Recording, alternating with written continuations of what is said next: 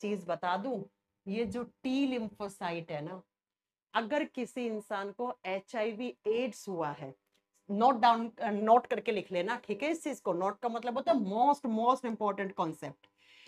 जब कभी किसी इंसान के बॉडी में HIV एड्स होता है तो उस इंसान की WBC की संख्या में कमी आती है।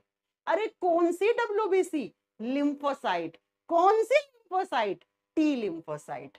लिख देना कि जो HIV एड्स वाला वायरस होता है वो सीधा आता है और टी लिम्फोसाइट के ऊपर चिपक जाता है और टी लिम्फोसाइट को खत्म कर देता है। इसीलिए अगर किसी बुजुर्ग इंसान को HIV एड्स हो गया तो बेटा ना के बराबर चांसेस है उस बीमारी से उस इंसान का बचना, ना के बराबर चांसेस हैं बेटा। क्या लिखोगे? क्या लिखोगे कि HIV एड्स के समय इंसान के शरीर में कौन सी WBC की कमी आ जाती है? टी लिम्फोसाइट की। मैम क्यों आ जाती है? HIV वायरस आता है, आके इस टी लिम्फोसाइट के ऊपर चिपक जाता है, इसको खत्म कर देता है, इसको मार देता है।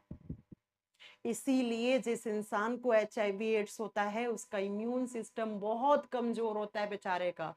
3-4 साल के बाद ऐसा हो जाता है, दुबला पतला, हड्डियां गिन लोगे उसकी, ऐसा हो जाता है।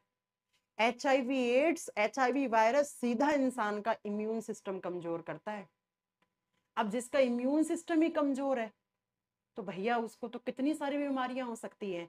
तो जिस इंसान को HIV एड्स होता है उसको एक बीमारी थोड़ी होती है, उसको कम से कम 20 बीमारियों ने घेर रखा होता है ना। तो याद रखिए।